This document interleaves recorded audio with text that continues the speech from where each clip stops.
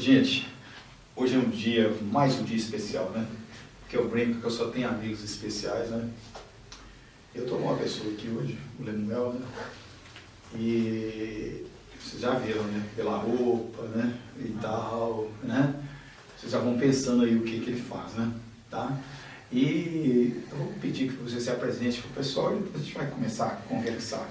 Eu queria que você se apresentasse em economia, tá? Porque brasileiro muitas vezes vai falar de si próprio e tem vergonha de falar. Eu queria que aqui você não tivesse essa vergonha. A melhor coisa é as pessoas falarem da gente, porque a gente falando muito da gente dá a impressão de megalomania, de querer assim vangloriar, né? E não é essa assim, a nossa intenção. Mas meu nome é Lemuel Araújo, eu sou o diretor-presidente da ATAC Treinamentos em Resgate e Emergências. Eu hoje coordeno uma equipe de médicos, enfermeiros, profissionais de várias áreas, entre de defesa civil, defesa social, segurança pública e militares. Então, o nosso foco hoje é o atendimento de emergência, a gestão de pessoas em desastres e emergência, a gestão do desastre propriamente dito, e nós atendemos o que o pessoal chama de ocorrências exóticas. Exóticas. Então, a gente, é lógico que a gente atende as ocorrências normais do dia a dia, que ninguém começa atendendo ocorrência exótica sem ter atendido o dia a dia. Mas nossa equipe, ela tem já alguma experiência, né, no atendimento de ocorrências diferentes, que são ocorrências de grande porte. Tivemos a oportunidade, por exemplo, recentemente, de atender na Copa do Mundo, atendemos nas Olimpíadas, membros das nossas equipes atenderam na barragem de Mariana, outros na época quando caiu ali tivemos o acidente na região serrana, lá no Rio de Janeiro. Aquele lixão lá que desceu, né? Desceu lá a barreira e alguns de nossos amigos foram atender um pouco quando teve o tsunami no Japão. Vários da nossa equipe já estiveram em missões no Haiti, que são pacificadores da ONU. Mas eu venho de uma carreira policial. Eu tenho ali o nosso colega Simin, que aqui também já conhece. E uma coisa que eu já ia esquecendo, né? Primeiramente, eu gostaria de saudar a todos que estão aí nos assistindo. Muito obrigado pela sua audiência. É sempre um prazer estar com vocês aqui e me sinto muito honrado de estar com o nosso amigo, sendo aqui com o Farias, né? Sendo entrevistado. Luiz Carlos. Me sentindo aqui uma personalidade, né? Já que você falou isso, eu quero conversar com você uma coisa muito séria. Eu fui convidado para fazer um trabalho sobre um livro Criando Meninos. Tá? É um livro muito interessante de um casal. Eu conheço, tem as cartas, né? E esse livro, ele fala que é muito fundamental para a formação do menino, né? A competição, né? Essa busca da vivência de alta performance, né? Então, você com essa cara boa desse jeito, né? Que ele fica rindo, né? Eu queria saber de você, como é que começou isso lá na sua infância, né? Me parece que seu pai tem formação militar, né? A sua mãe também deve ter colaborado muito nisso, né? Não sei como é que foi isso. Você para virar, né? Porque eu queria declarar para o nosso público, né? Que eu estou com uma pessoa na minha frente capaz de alta performance. Né? E eu gosto de falar isso. Poucos dias eu estava conversando com o Luizinho Simin, em off. No Brasil, você põe vídeo cassetada ridicularizando as pessoas. Né?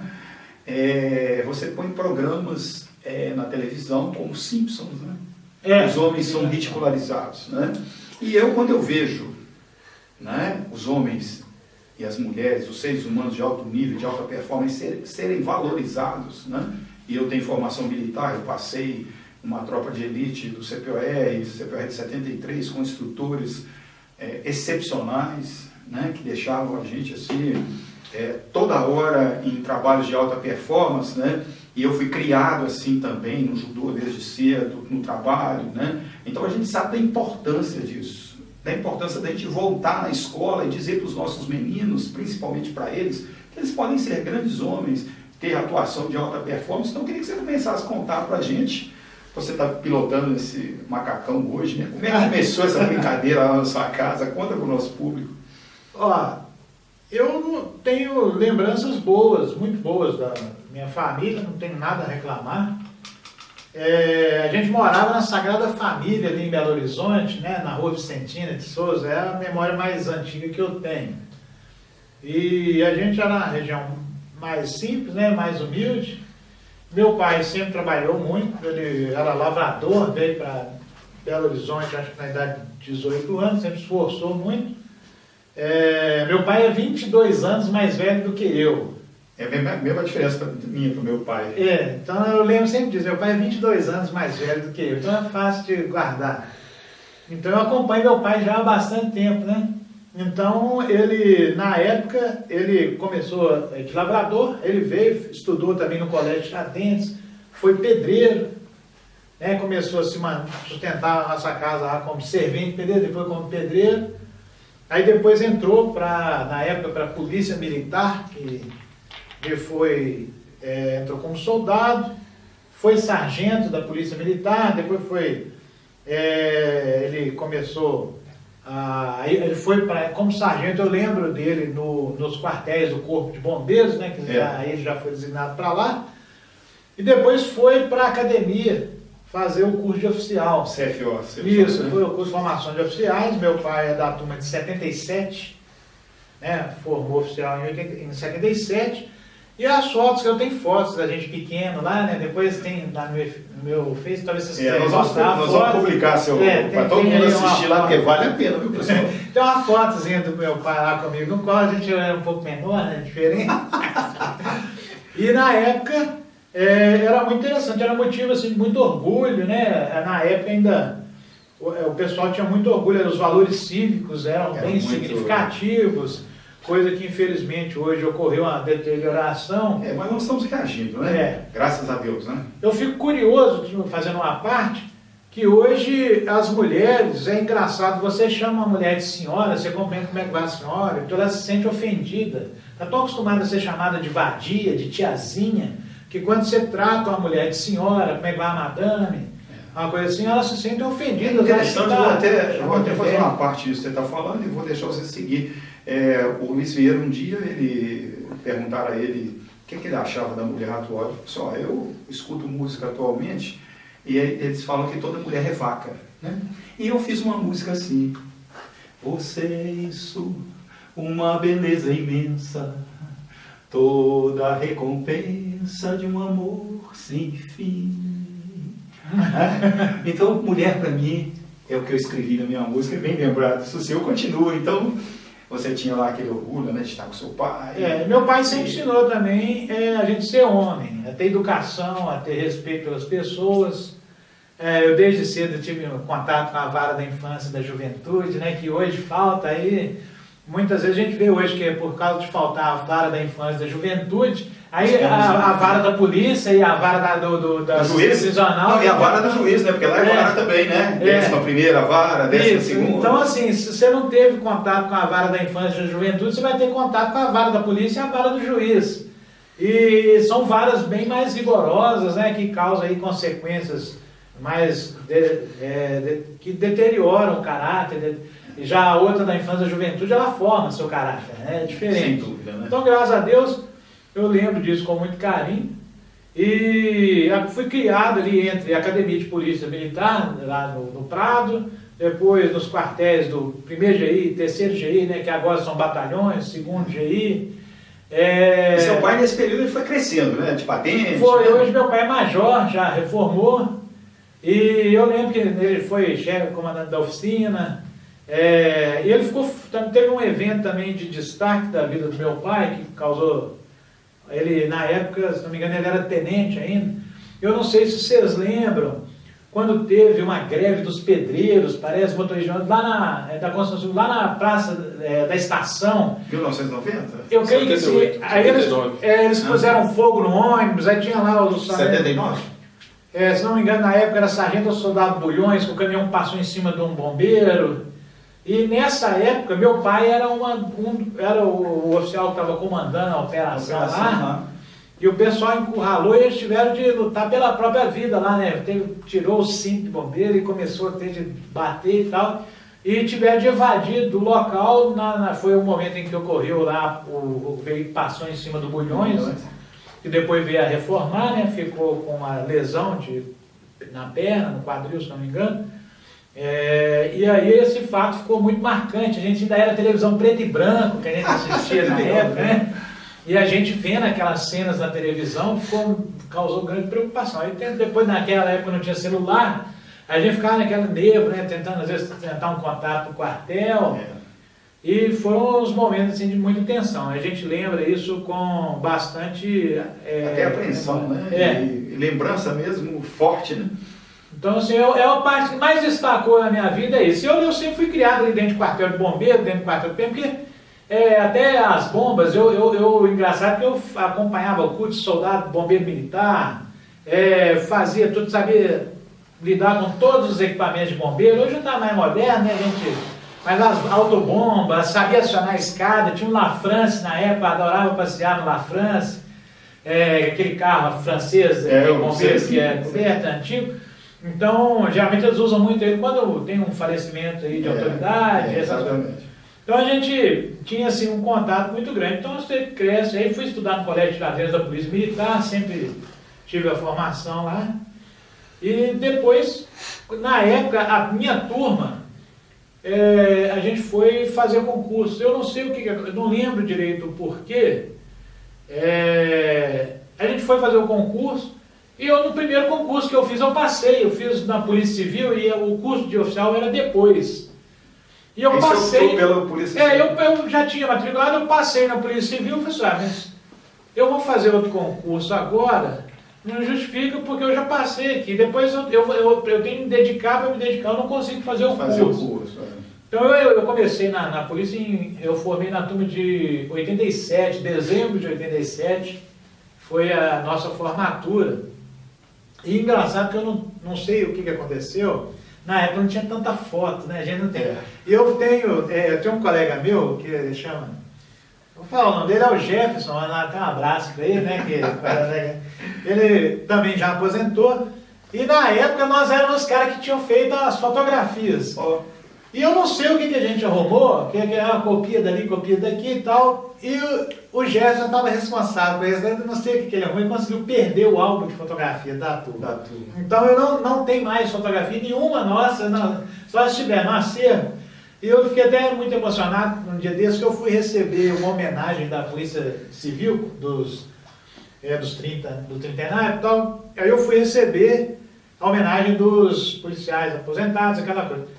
E quando foi passar as cenas lá, passaram várias cenas lá, que eu nem sabia que existia aquilo. Então, foi assim, um parabéns aí para a comunicação social. Que resgatou isso, coisa que eu nem sabia que tinha, né?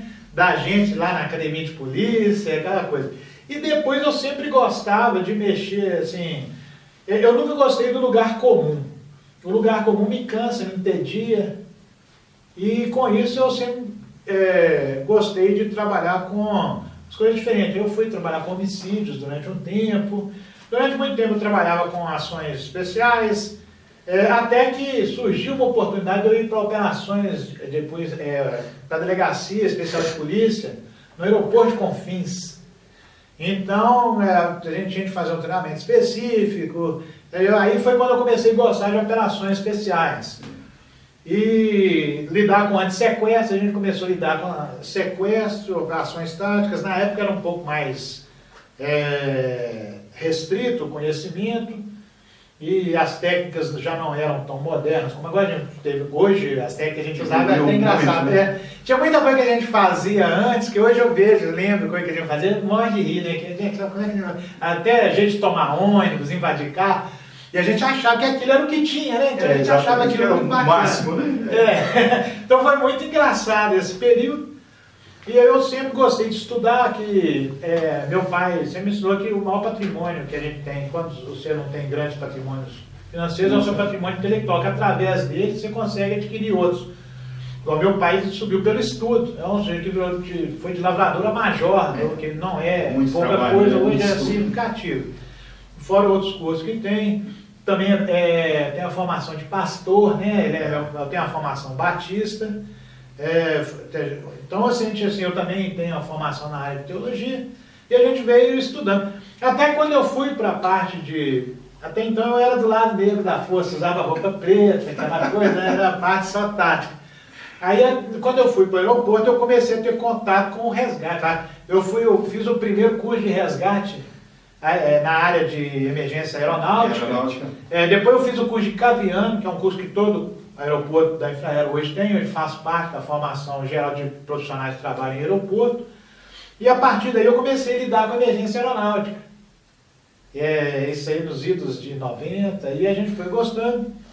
Aí, a partir de um certo período, por razões específicas, até tive um problema de saúde que consegui, nesse período eu desliguei, assim, o pessoal falava encostei, né? Dá uma freada, encosta, né? E aí, foi que a gente considera um acidente de trabalho, aquela coisa toda. Eu fui morar, passou um tempo, eu comecei a estudar na saúde, estava com um tempo maior. Aí eu fui para a faculdade, comecei na terapia ocupacional lá na UFMG, aí comecei a estudar uma parte da medicina também, e tendo uma formação na área de emergência, sempre voltado para o lado de emergência. Fui voluntário no acadêmico no Hospital João 23, que lá há 3 anos. Ali não é brinquedo, não. Atendi no politraumatizado do Hospital João 23, uma das aprendi coisas muito. Complexas ali, né? Aí fomos para Queimados, e nessa época que eu estava no DA da Faculdade de Medicina, eu fui presidente que a gente criou lá na Sociedade Brasileira Acadêmica do Trauma, que foi a célula que depois começou a sociedade, a Liga do Trauma de Minas Gerais, que hoje lá com o Domingos André, Dr. Alfonso e o Coronel Teixeira, na época o Teixeira era major, sim. E a gente ia nas reuniões ali com ela. A Liga do Trauma ela foi fundada ali na Assembleia Legislativa, tinha um deputado que cedia ali o ambiente, e a gente tinha simulações e tudo. Teve uma época, inclusive, a gente ficou famoso, que teve um concurso de simulados. Olha só. E aí a gente, entre as ligas do trauma, nós ficamos em segundo lugar, perdemos para São Paulo, vou explicar por quê. A gente fez ali na Via Expressa, na época estava ainda construindo a Via Expressa. Aí eu peguei um caminhão e um ônibus, nós jogamos um ônibus por cima do caminhão com mais de 40 pessoas lá dentro, maquiada, aquela coisa toda, e fizemos um simulado ali. Então ficou bem interessante. Bem real mesmo. E na época a gente tinha os princípios do que a gente chama, estava começando o ATLS, que é a Advanced Trauma Life Support, e o PHTLS, Pre-Hospital Trauma Life Support, são cursos americanos que hoje já popularizaram, mas na época era o que havia de mais famoso. E a gente tinha começado naquela época com isso. E eu criei esse curso e a gente, na época, tinha também o ATLS. Ele ainda é um pouco caro, mas já popularizou, né? Mas na época era caríssimo. O acadêmico não tinha a menor condição de fazer o ATLS. Como eu era acadêmico, de vez em quando eu ia de manequim. Lá que o ATLS é muito realista. Então você usa... O manequim seria um... É um manequim vivo. Aí o pessoal faz os procedimentos em você e tal. Você fica com a etiquetinha e o cara, você tá com a fratura tal, e às vezes te maquiavam. E que era uma forma da gente participar e aprendia muito com o manequim. Você não recebia o certificado, mas você podia assistir tudo. E nessa época, a gente podia criar uma alternativa aqui para os acadêmicos fazer. E a gente criou o Manejo Avançado do Trauma. Olha só. Né, que foi lá na época, foi o primeiro curso que a gente criou. Estou até prolongando. Não, nós estamos... hoje, essa primeira entrevista nossa, você vai fazer mais entrevistas, vão ser uma série. A gente quer que você fale mesmo dessa experiência sua, e com essa boca boa que você fala, né? Que você conta. Algumas memórias são interessantes. E nesse período, a gente estava lá, eu agradeço muito ao Domingos André, Dr. Alfonso Max, a doutora Denise, que na época era tenente Denise, hoje é tenente-coronel, né? E era neurologista, neurocirurgião, que participava com a gente, sempre deu muito apoio. O doutor João, o pessoal do CTI lá do João 23, que foi o pessoal que apoiou nessa época. E lá é extremamente necessário um trabalho desse nível, né? E eu agradeço muito ao professor de anatomia que a gente teve, ao doutor José Vilmar, que eu nem sei se ainda está vivo, espero que esteja, que ele já deve, na época ele estava aposentando, a gente tinha muito carinho. O Zé Vilmar sempre me apertou muito nessa época, mas eu sou muito agradecido, porque ele me levou, inclusive, para ser monitor.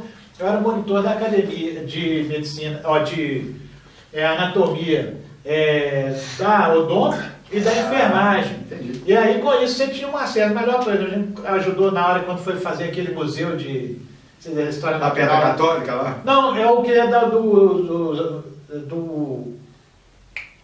é Instituto de Ciências Biológicas, ali do ICB. Tá. Aí eu fiquei.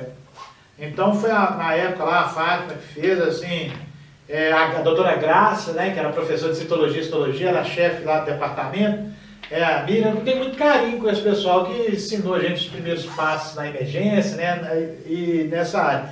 E a partir daí eu comecei a gostar, eu achei que é negócio legal, porque matar os outros é muito fácil, sabe, dar tiro, confusão, qualquer coisa mata a pessoa, mas... Salvar? Como é que é? Salvar é muito complicado. Salvar é complicado, não desfazendo de quem atua na área de combate, mas assim, quando você salva, não existe nada mais gratificante você chegar num lugar, tá uma pessoa ali com o coração parado, sem respirar, e você começa ali, humildemente, fazer suas manobras, você faz aquela luta, e aí, de repente, aquela pessoa dá aquela respirada, você vê lá o pulso voltando na tela lá do equipamento, né? Do desfibrilador, do monitor cardíaco, e você vê isso, e é uma situação fantástica. Apesar de ser também muito, às vezes chega, você dava de plantão no pronto-socorro, que aí chegava lá como acadêmico, né? Aí de repente chegava lá uma pessoa, a gente chama o paciente andante que vai morrer. Às vezes a pessoa chegava com um tiro, mas chegava andando, e de repente você dava. Uma coisa que sempre me assustou é quando, cara, não deixa eu morrer não, mano. Isso aí era terrível de escutar, porque a pessoa sentava, apertava a sua mão, de repente você já ia soltando assim e tal, e desfalecia, às vezes coisas que a gente achava que ia ficar fácil de resolver, a pessoa morria ali, várias vezes a gente presenciou aquilo, as pessoas morriam assim, a primeira vez que uma pessoa morre na sua frente é um negócio muito impactante. Não que você vá, hoje, sempre que morre alguém na minha frente, a gente sente e tudo. Mas você é diferente. Você tem uma aceitação maior. Você tem uma aceitação maior, você passa a ver aquilo como uma coisa natural da vida, que a morte é o outro lado da vida. Tá? E eu também não luto com a morte. Antigamente, não, que a morte é minha inimiga, não. Eu faço a negociação. Eu falo, dona Morte, você não vem agora não, de volta depois, que a gente não é imortal, mas dá mais umas horas aqui e tal. Depois você volta no outro plantão, assim, mas não vem agora não. Aí às vezes ela escuta, né? Com a graça de Deus, Deus tem abençoado. E às vezes a dona Morte vai embora e a pessoa, ali a gente consegue resolver a situação. Nem sempre é possível, mas muitas vezes a gente consegue negociar com ela, volta depois e tal. Mas um recado para a população, desculpa, que é o seguinte, uma coisa melhor ainda do que você negociar com a morte ali na hora para tentar que ela vir depois, é você evitar de chamá-la. Ser prudente, então. Exatamente, é você não beber e dirigir, entendeu? Porque isso é um convite à morte. Posso te contar uma coisa? Você sabe qual que é meu apelido em engenharia? Não. Prevenildo, precavildo de plantão. Esse é por aí, né? Um nome excelente, hein? Porque o Brasil não tem uma política de prevenção. Nós temos a mania de colocar a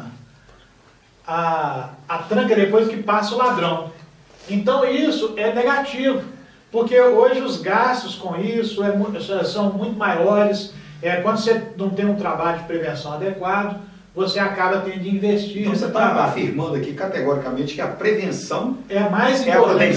Exatamente. A prudência é a prevenção. A prevenção, e eu vou falar, como eu não tenho rabo preso com ninguém, hoje em dia não é interessante para muitos políticos ter a prevenção.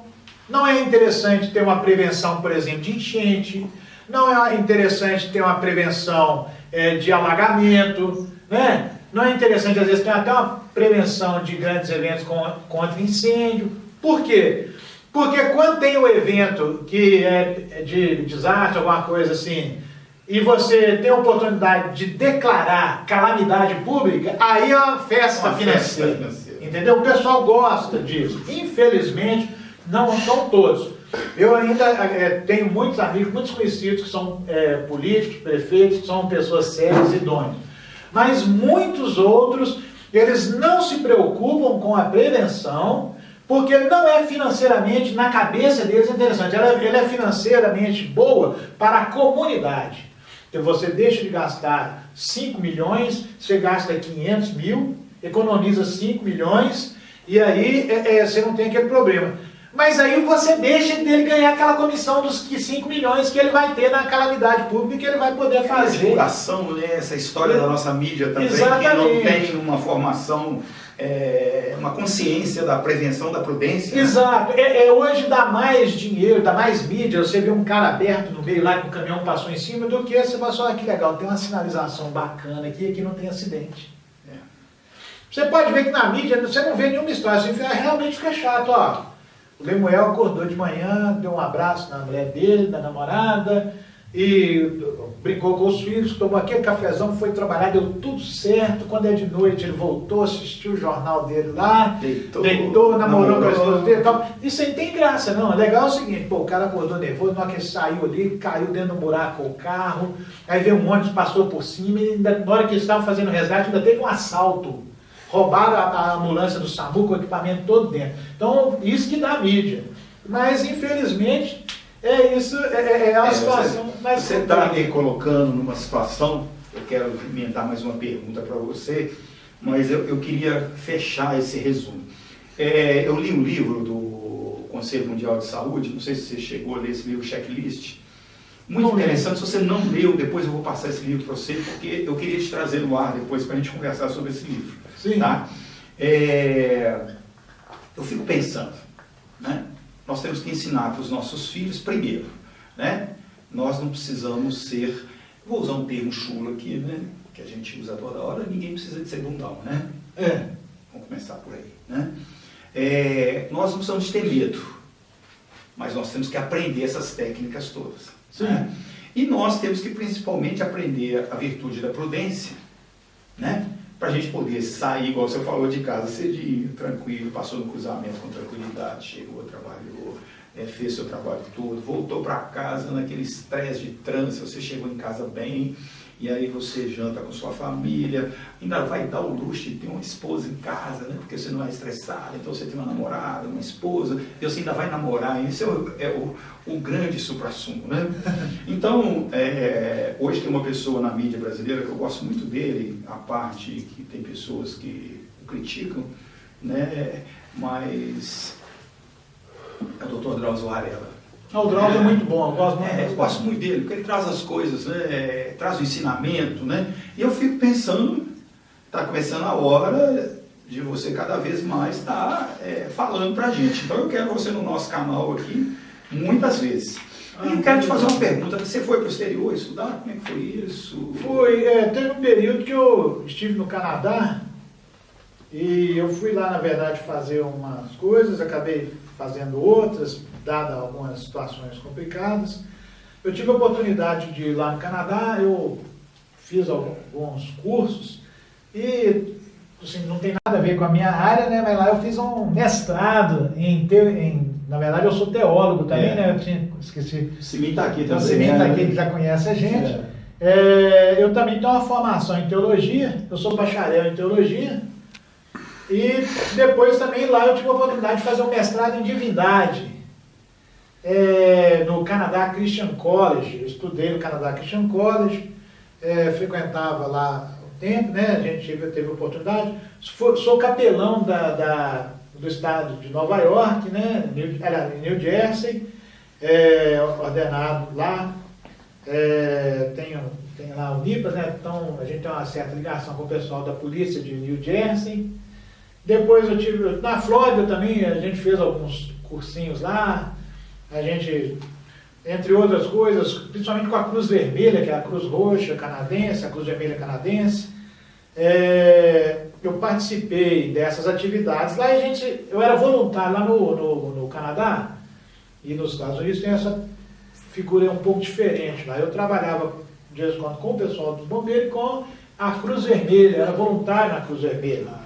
Então a gente teve alguns eventos lá que nós tivemos a oportunidade de participar, que foi o apagão que não lembro, aqui na América do Sul não ficou muito, mas teve uma época que teve um apagão na América do Norte, a gente ficou quase uma semana sem luz. Que desespero. E aí a gente estava na época de calor, graças a Deus que foi no calor, porque se fosse no inverno o negócio ia ficar bem complicado. E a gente, uma das coisas que a gente fazia era cool station, né? A gente montava as barracas grandes, tinha ar-condicionado, congelador, e para os velhinhos, pessoas idosas, crianças, elas iam para ali, e a gente chamava que era cooling areas. E outra coisa que a gente fazia, a gente ia para as highways, às vezes, que às vezes tinha algum acidente, tinha acidente, mas estava muito quente, a gente distribuía água. Outro evento que eu participei no Canadá de grande desastre foi da epidemia de SARS. Eu trabalho também com o NBQR ou QBNR, né? Aqui tem engraçado que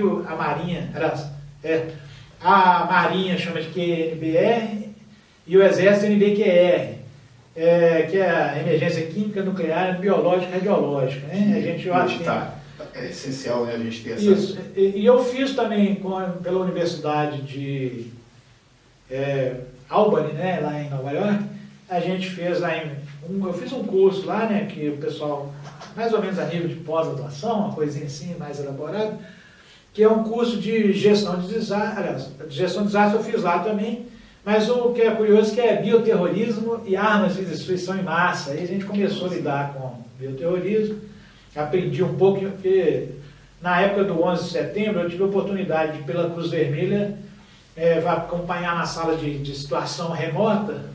Então, através lá do Canadá, a gente fez uma gestão, enviava água, enviava material lá para atender no World Trade Center.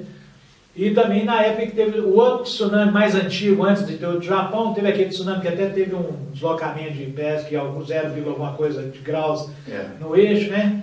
Que naquela época a gente também fez o monitoramento. Engraçado que eu sempre fiquei responsável pela água, né? Tinha que fazer gestão de água.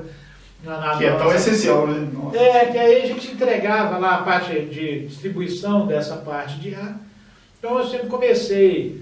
Recentemente eu fiz um curso, até estava achando engraçado, a gente fala sempre assim, de repente eu acabei pagando língua para fazer. A gente fez o curso lá de gestão humanitária em desastres e eventos de guerra, né, conflitos, por Harvard.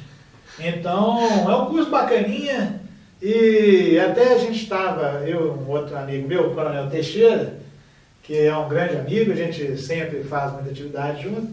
Então assim, eu sou o bobo da equipe, tem lá o Coronel Teixeira, o Dr. Albert, que são os inteligentes. Você não vem com brincadeira aqui. Eu sou o retardado do grupo, entendeu? Mas aí a gente estava rindo porque a gente vê o seguinte, cara, a gente tem 30 anos nessa coisa, e vê, às vezes as pessoas vêm falando hoje o óbvio, vêm reinventando a coisa e achando que está dando um curso. E a gente ficou surpreso com isso, né? O pessoal falando. Principalmente, a gente acha que tudo de americano é mais legal, porque é bacana. Realmente esse cara entende muito. Só que o americano, gente, ele está acostumado a ter tudo a tempo e a hora, tem muita coisa. O legal mesmo, apesar de é muito legal, não é desfazendo. Mas o que eu acho muito bacana é pegar igual o pessoal da nossa equipe, que foi lá pro Acre, Dr. Albert, né, o Dr. Wender, e aí a Puanã, naquela época que teve aquela inundação, agora tá tendo outra, né? Exatamente. Na época que foi a Força Nacional de Saúde para lá, né? Aí o pessoal levou, a gente estava precisando de levar uma equipe sua aí do curso de operador de emergências médicas, né, que é um curso que tem um treinamento na área de conflito. Aí eu arrumei 12 pessoas, juntaram na turma e eles foram para lá. E chegou lá, eles revolucionaram, tiraram a água da pedra lá, mudaram uma coisa, inclusive teve uns estresses engraçados. Então a foto curiosa, que aqui a gente chama a ambulância do SAMU que tem o médico, é o uso de unidade de suporte avançado. E o Dr. Albert tem uma coisa muito engraçada, é que ele, lá no Acre, infelizmente, assim, dada a situação, não tinha jeito de andar de carro. E ele está na carroça, em cima de um boi, num carro de boi, levando equipamento médico, esse negócio. E aí a gente fez a brincadeira, colocou assim no quarto traseiro do boi, um logotipo do SAMU, diz que usa 02, missão Acre, né? Aí a ambulância lá era um carro de boi mesmo. E o pessoal foi e levou, não transportou o paciente não, mas é muito engraçado o Albert montado no boi levando material. E o pessoal acha que é brincadeira, né? A brincadeira foi a gente pôr o logotipo do SAMU. É desse espírito, né, de brincadeira. Mas assim, aquilo ele estava mesmo levando equipamento no carro de boi, entendeu? Porque carro de verdade, veículo não passava. Então coisas simples, que às vezes o pessoal não tinha conhecimento, igual você... O pessoal ia buscar material, aí atravessava pro lado do rio, aí depois vinha com a lagoa para cá, de novo. Aí o cara 10 minutos para lá, 10 minutos para cá. Pedia 20 minutos só para ir buscar uma material, preciso de uma caneta. Aí eu falei, gente, vocês estão malucos? Vamos fazer o seguinte, passa para lá, arruma a corda, eu amarro a corda, passa para lá, aí amarrou aqui, aí colocou a corda. Aí você tinha rodando, precisa aí, tanto, eu falava no rádio, vocês têm rádio? Não tem, falava no rádio, preciso disso. Colocava na corda, passava, 2 minutos já estava lá do outro lado. Então é uma coisa que pra gente é uma coisa que qualquer um da minha equipe viria aquilo como uma coisa mais elementar, para o pessoal foi, não, inventou a roda aqui. Então assim, a gente vê muito carente. Agora, se fosse americano, já ia pôr um drone, né? Já chegaria ali, colocava um drone, né? O drone pegaria aquele negócio, lá do outro lado. Então o que acontece? Ao passo que os americanos, eles são muito bons, mas com aquele tanto de recurso, a gente chega lá sem ter esse dinheiro, sem ter esse recurso todo, a gente tem que usar a mente, né? E a criatividade. Então assim, Dr. Albert, Dr. Iversen, enfermeira Poanã, o pessoal da equipe, se alguém aí da equipe eu esqueci, vocês me desculpem, né? E tem o Valdivino também, lá de Brasília, então foram todos caras da nossa equipe. Eu queria o seguinte, eu queria que você comentasse como teólogo, não mais como um profissional de alta performance, eu queria dizer para o meu público, eu reconheço o Rambo, né? Eu reconheço o Mandrake, eu reconheço esses grandes heróis, né? Porque eles existem na nossa vida diária em carne e osso, né? E eu, conhecendo o seu currículo, tá? Eu te reverencio por você ter essa competência toda e essa simplicidade toda, né? Sendo esse cara que você é. Então eu, como teólogo, o Luizinho vai te entrevistar já na sequência a respeito de 2 cursos que você vai começar a ministrar, mas eu queria, como teólogo, você comentasse uma palavra que minha mãe proibia aqui em casa. A gente era proibido de falar desgraça. E a gente só conseguia falar graça. E para você ter a graça, você tem que ter planejamento, você tem que ter prudência, né? Você tem que ter essas coisas todas. Eu queria que você fechasse a sua participação aqui, se você pudesse comentar, né? Porque esse trabalho seu, né, levou a graça, né? Levou o socorro, né, lá para o Acre. Né? E são tantas pessoas desesperadas, né? Nós estamos vivendo hoje a Cracolândia, né? Aquela coisa degringolada lá. Eu queria que você comentasse como teólogo essas 2 palavras e como também um homem que trabalha ministrando cursos nessa área de, eu vou falar, socorrendo os seres humanos, né? Bom, antes de falar de desgraça, eu lembro de um termo que eu aprendi muito, quando eu comecei a fazer os cursos de emergência, né, com o Dr. João Batista, que é um cirurgião muito bom. Ele falava assim que primeiro a gente tem que aprender o que é desastre, né? Antigamente, desastre tinha a ver com o desalinhamento dos astros.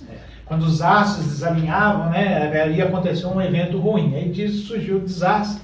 Então, os desastres é quando ocorre um desalinhamento, ocorre a falta de organização e aí, por uma razão ou outra, ocorre uma destruição.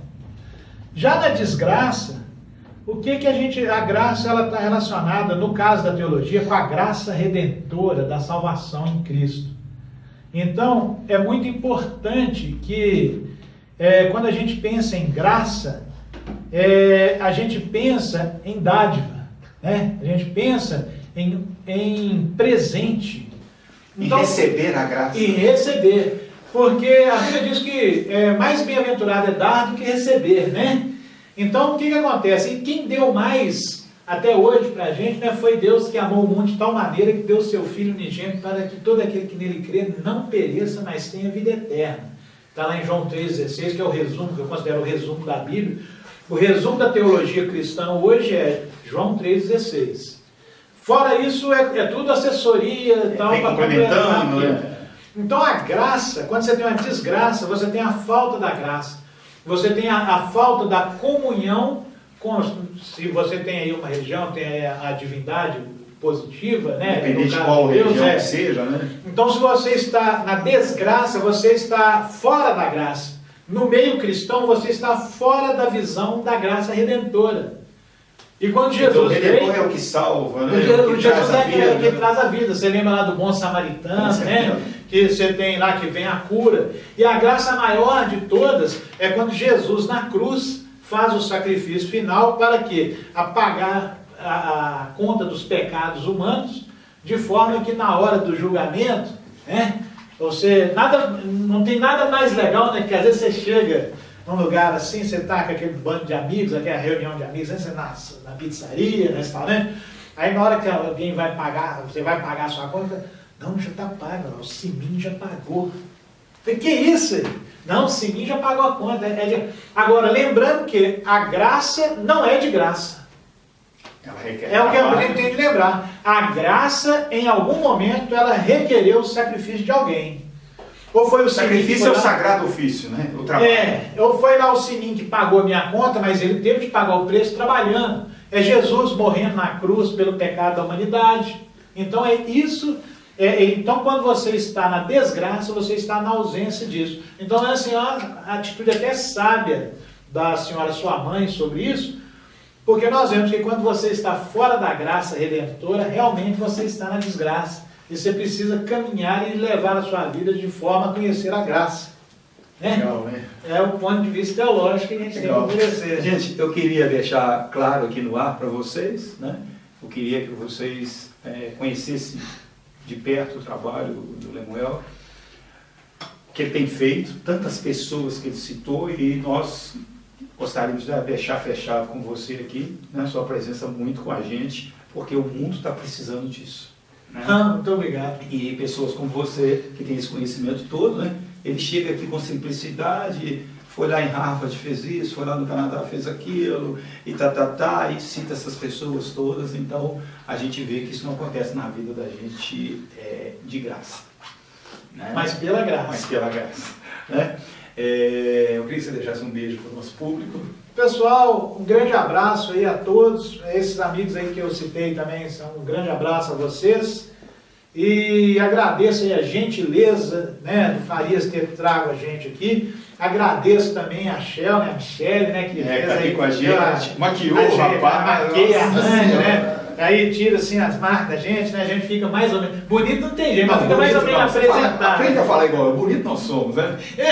Pelo menos internamente, né, beleza interna. Discutir, né? Então ela dá uma maquiada assim, ajeita para que a beleza externa esteja pelo menos uma coisa despistada.